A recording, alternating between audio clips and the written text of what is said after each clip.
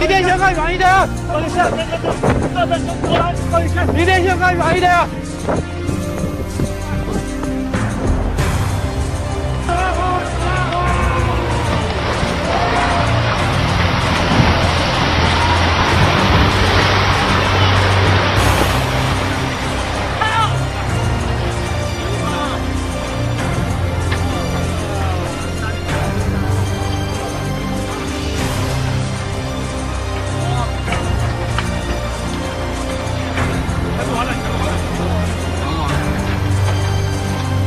这边厂房也要那个。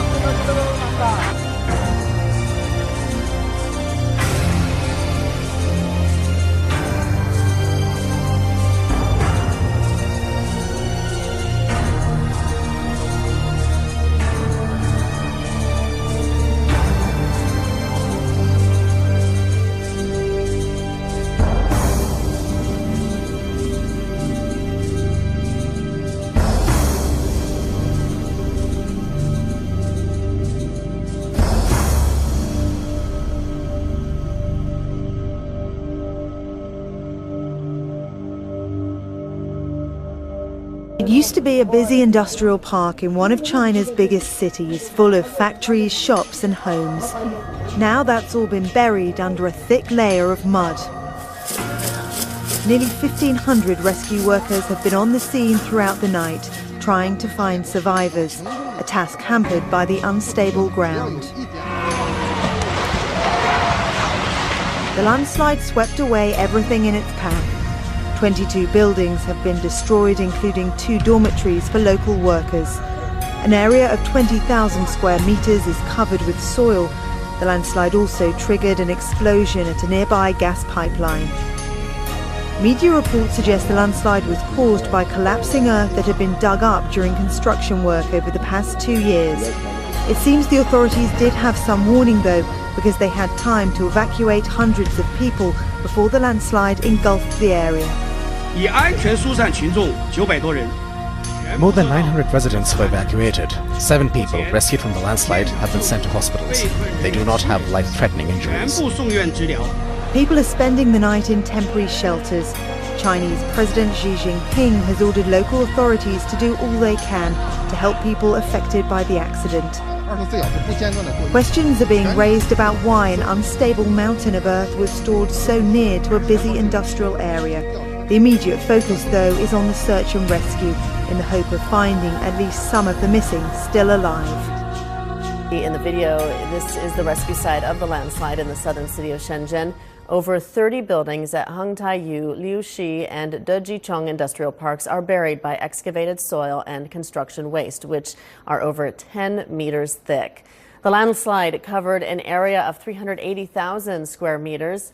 More than 1,000 rescuers are involved in the operation, including armed police, transportation officials, and firemen. Rescue work is challenged by the loose and muddy landslide mass. Machinery drivers need to consider both the safety of the buried victims and possible secondary collapses. Rescue workers use cutting machines to dismantle concrete structures before sending crew members into the debris piles. They've been working day and night to save lives.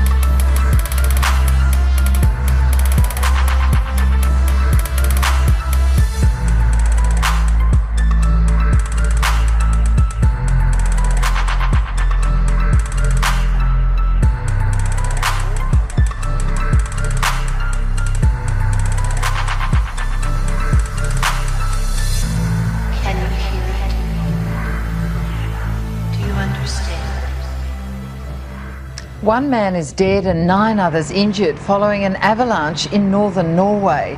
The town of Svalbard was hit in the morning after a fierce storm, overturning cars and displacing homes from their foundations.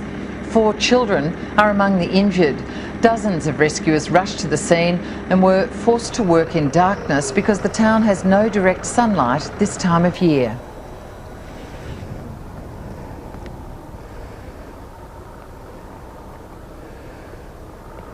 Last week, followed by more rain this week, and that's given way to several landslides, especially on the Oregon coast. We have team coverage of this widespread flooding. It's affecting people from the metro area down to Corvallis and especially on the coast. First, Brent Weisberg is at the scene of a house swallowed up by a landslide and a sinkhole. The damage here in Newport is being described as catastrophic. Look at it for yourself. You can see this home here, about 2/3 of it has slid down the steep embankment and into a creek. Advising 2/3 of the residents has gone down the ravine. They're evacuating. In Newport, emergency dispatchers help coordinate rescue operations after a 40-foot stretch of hillside gives way. It's a sinkhole underneath a garage, and a vehicle has gone into the hole. Tammy Johnson was at her mom's home giving a high school student a piano lesson when disaster struck. We just heard something that sounded like a tree hitting the top of the roof. That sound only intensified. Soon, Tammy, her mom, and the piano student felt the ground rumbling. It looked like a big sinkhole, and then just half of it was gone, and we couldn't even see the car anymore. In this picture taken by a neighbor, you can see the drop-off and barely make out that red car. Everyone inside the home, including Tammy's mother, who's lived here for 18 years, got out safely. For firefighters and first responders, this was a difficult operation. Darkness and pounding rains made things even more dangerous. You have the whole hillside on the west end of these structures, to the rear of the beginning to give way. This is one of the more significant ones that we've had in Newport that I can remember. Newport Fire Chief Robert Murphy says with the hillside starting to crumble beneath their feet, crews started rushing neighbors from their homes. At least 4 homes sustained damage. The chief saying once they learned everyone was safe, a huge burden was lifted from their shoulders. It could have been a much different situation. Reporting in Newport, I'm Brent Weisberg, KOIN 6 News. Powerful winds moving through the Mojave Desert yesterday caused numerous problems, big rigs being one of them. There's one toppled over, and it wasn't just that one. Multiple big rigs were knocked over by these winds. Check out that roof blown apart. Now, the winds were in excess of 60-mile-per-hour gusts, and that certainly did wreak havoc. The National Weather Service issued high wind warnings, not only for the Antelope Valley, but for the Los Angeles County mountains as well. And that's going to continue today, although those winds will ease up. But in the meantime, there'll still be some concerns with those high winds and also low visibility due to blowing dust. Firefighters have their hands full tonight, battling to protect homes in Kenwick, Forestfield, Floriat and Canning Vale. In the southern suburbs, a bushfire emergency has already claimed one house, destroyed storage tanks and shut down Tonkin Highway. We'll have live reports from the fire zone soon as the situation unfolds. But we begin our coverage tonight with this report from Rachel Carey. Flames moved fast, fuelled by strong easterly winds. Straight into the path of a Kenwick home, its roof ripped away by the heat. Just down the road, storage tankers destroyed, spewing black smoke, flames out of control. We've got confirmation of one derelict property. I believe there's another shed. Further extensive damage is unconfirmed. The blaze started just before 1 o'clock this afternoon. Tonkin Highway was still open southbound, flames perilously close to cars as water bombers swooped in. Massive black cloud of smoke, and we thought, well, it doesn't look like it's heading this way, and then it's just all swung around and started going back. Not long after, the highway was shut down. Welshpool Road East blanketed with smoke. Then the blaze jumped the road. Residents in the western part of Wattle Grove were evacuated, their homes directly in the line of fire.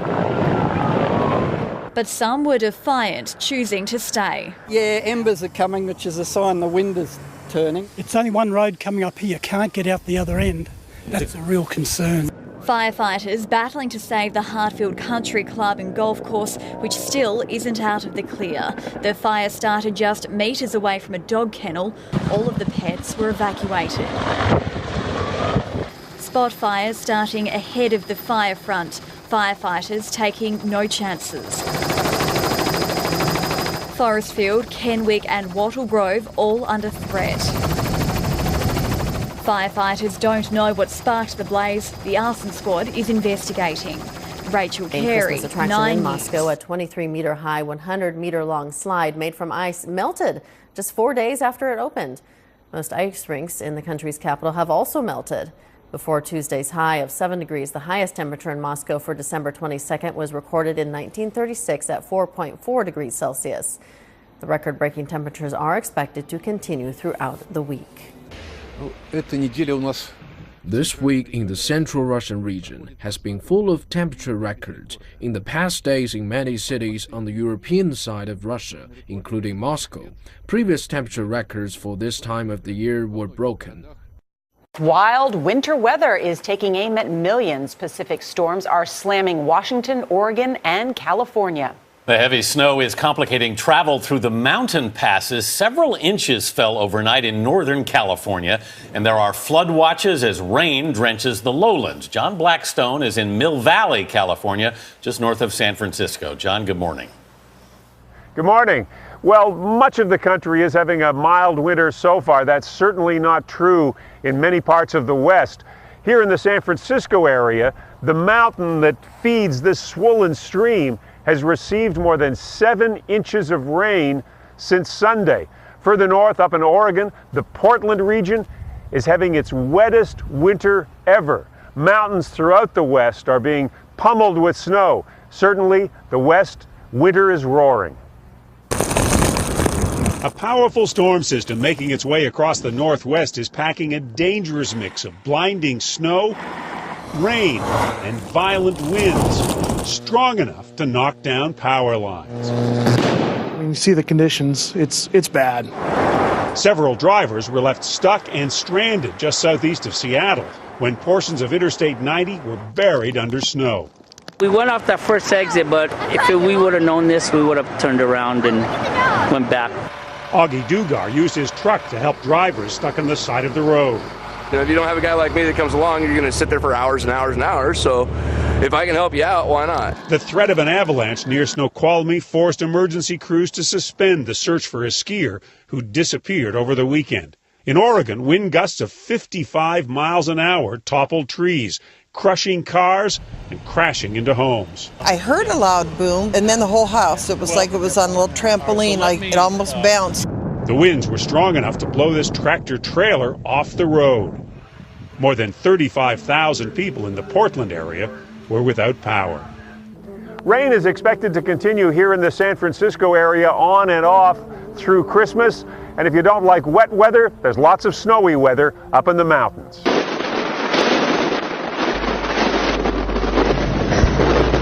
现在我们车前面呢有2个大货车好像撞在一起了，我们下去看一下情况。我要开门的时候，你们把那个船下，门是抓住，风大的很啊，不要把门扔下去。小心！现在的风呢特别大，我感觉有点带不动，应该是在。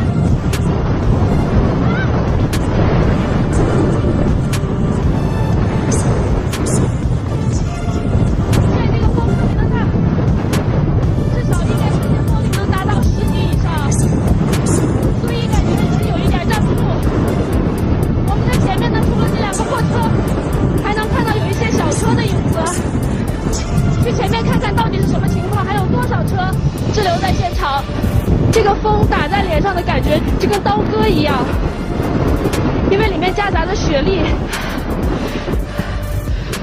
试一下，先把这个车拽上，如果能拽动，咱们就把这个车移到边边上，好吧？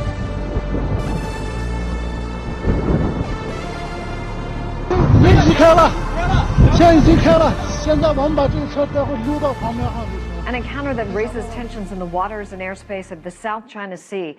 China is accusing the U.S. of a military provocation by flying B-52 strategic bombers over the disputed region. CCTV's Jim Spellman is in the newsroom with more on the conflict. Jim. Susan, this happened back on December 10th. 2 U.S. B-52 bombers flew near the Nansha Islands. Chinese military personnel went on high alert and ordered the planes to leave the airspace. In a statement, a Pentagon spokesman wrote, quote, "The Chinese have raised concerns with us about the flight path of a recent training mission. We're looking into this matter. For this mission, there was no intention of flying within 12 nautical miles of any feature. This was not a freedom of navigation operation." Now that phrase, freedom of navigation, is important. That's the language the U.S. military uses when it intentionally violates the waters or airspace China claims as its own. This doesn't appear to be intentional. All the same, it's raising tensions between China and the United States, Susan. Jim, it's not the first time the two nations have clashed over the area. Yeah, that's right. This is just the latest in a string of incidents between the two countries in and above the waters off China. In April 2001, a U.S. Navy intelligence aircraft and a Chinese fighter jet collided in midair approximately 112 kilometers away from China's Hainan Island, killing one Chinese pilot and forcing the U.S. aircraft to land. Those U.S. crew members were then detained by the Chinese government. In November 2013, China established an air defense identification zone in the East China Sea. The U.S. then sent a B-52 bomber intentionally through the zone without contacting China.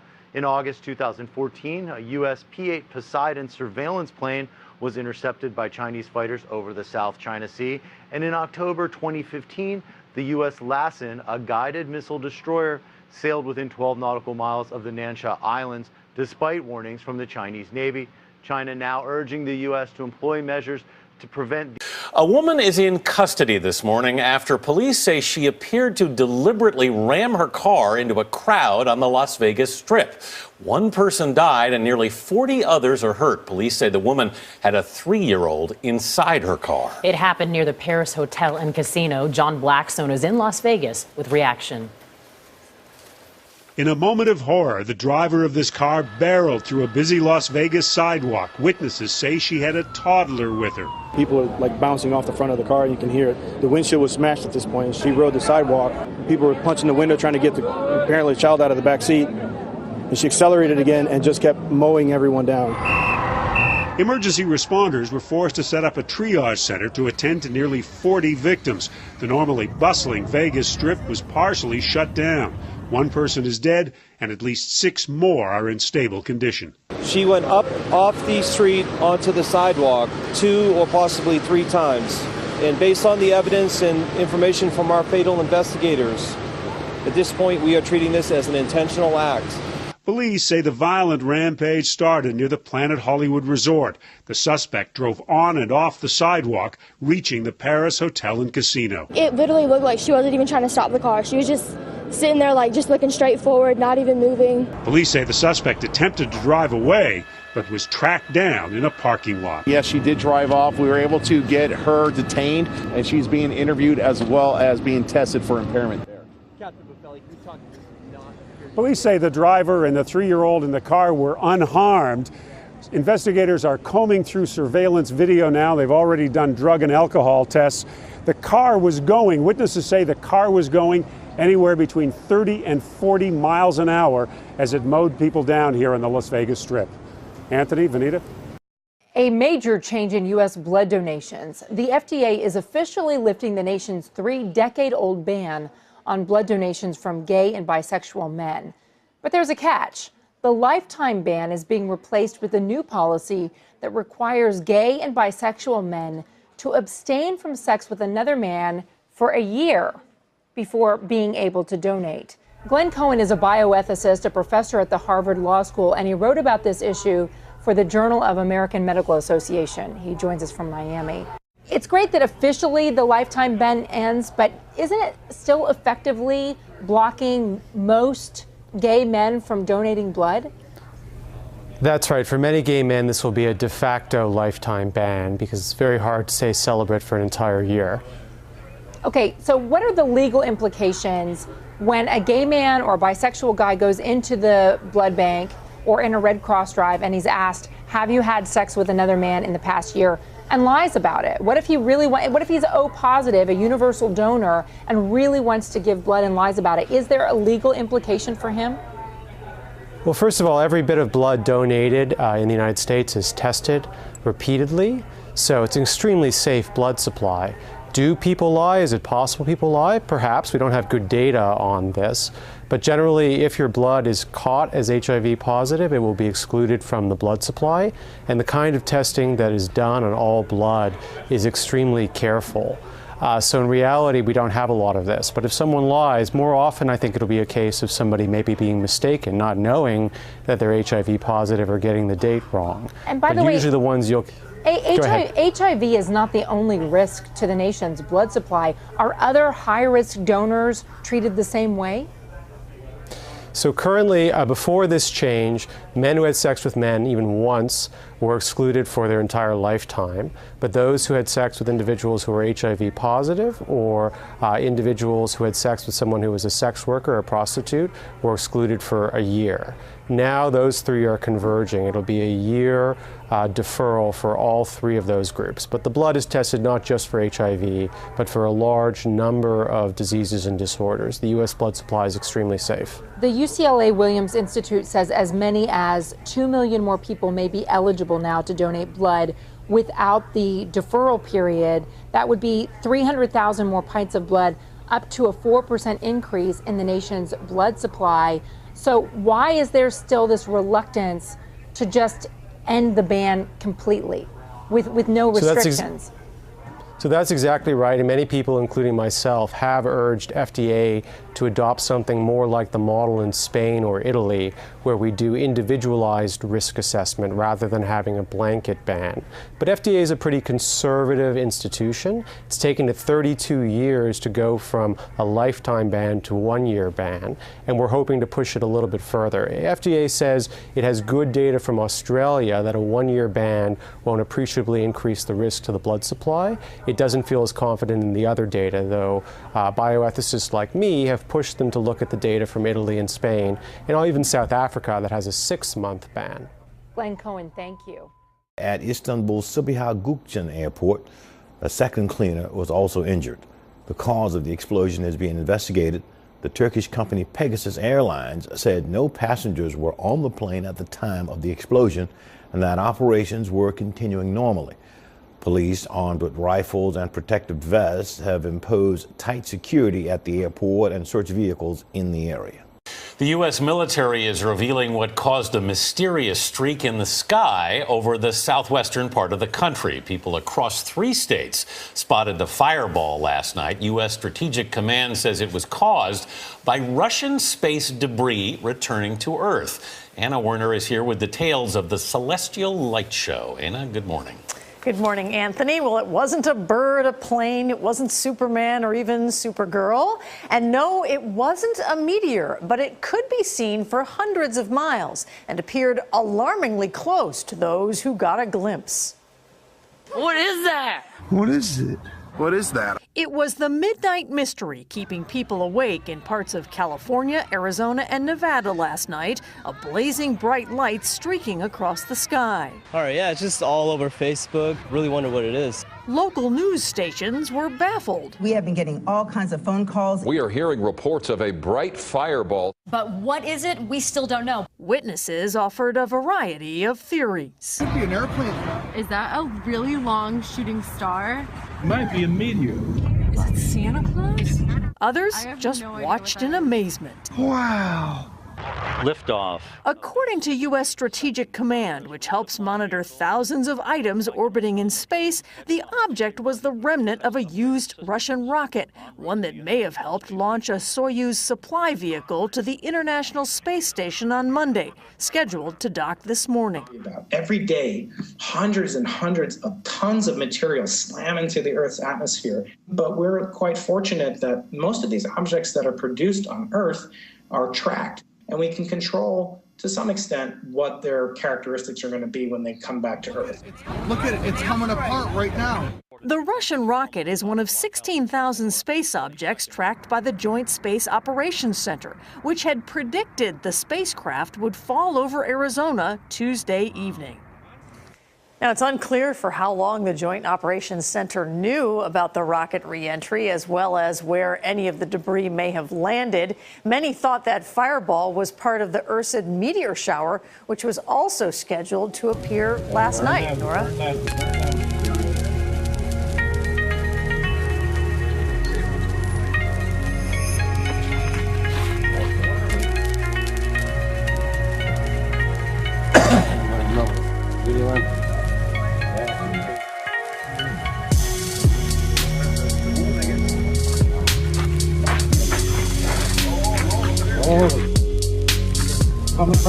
Full moon will light up the sky on Christmas Day for the first time in 38 years, but it's not the only celestial event happening this holiday season. For more on the other astronomical gifts that will await us this week, Kim Jeon reports.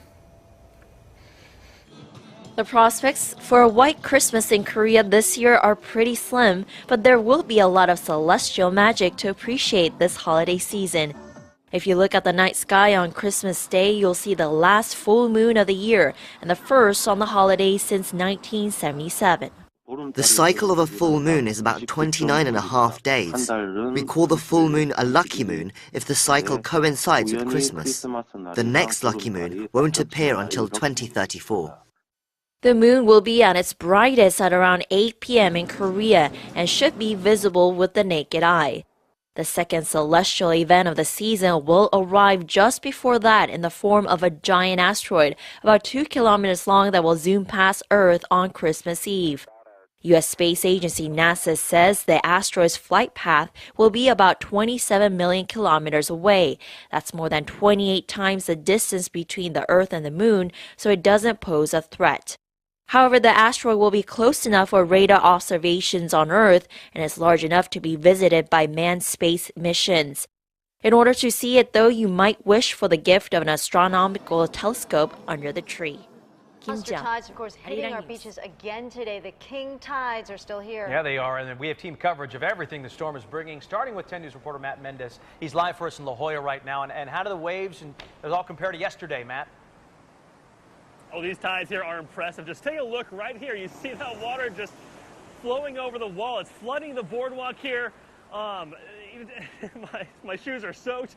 It moved this trash can earlier. It was just so strong. My photographer's lived in San Diego for 30 years, and he says he's never seen anything like this. You can see here at the lifeguard station, too, they have some sandbags laying out here. They even sandbagged the inside of the lifeguard station here to avoid flooding. Now, this is the king tide. There's a few more days left of the year for king tide. It's some of the strongest tides, and it's caused by the full moon that we're going to get on Christmas night. Now, the last time we saw a full moon on Christmas night was 1977, so pretty rare. And the next time we're going to get a full moon on Christmas will be in 2034. So what does this mean for flooding? Well, we could see some flooding along the coast in places like Imperial Beach, South Mission Beach here in La Jolla, and also in Oceanside. So we're going to stay out here at La Jolla Shores and bring you any updates on these wild conditions.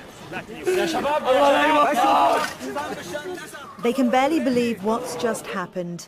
Airstrikes thought to have been carried out by Russian warplanes have flattened a busy market full of people. In the moments after the attack, panic sweeps through. There are dead bodies everywhere, and people are rushing to find survivors. They check if this man is alive. He's not, so they move on looking for injured people to help. This is the town of Bazina in the Damascus countryside. People who live here say fighting between Syrian government forces and opposition fighters has been non-stop for 2 months. They say the Syrian regime is trying to break the deadlock with the help of Russian airstrikes. This is from the regime of Bashar al-Assad. This is what's happening to us. Where are you, Muslim brothers? Where are you? Russia began bombing Syria in September. It says it's targeting ISIL, but the Institute for the Study of War, a US-based think tank, says the Russian air campaign has mainly hit Syrian opposition groups. The Russian and Syrian airstrikes on eastern Ghouta and especially on Douma and Zamalka have increased recently. They pretend that they're targeting the terrorists, but most of the people killed are women and children. These are scenes that the people of Syria have become familiar with. What started as an uprising against the government has long descended into civil war. That cycle of violence has played out across the country for almost 5 years now and killed at least 200,000 people. Victoria Gatenby, Al Jazeera.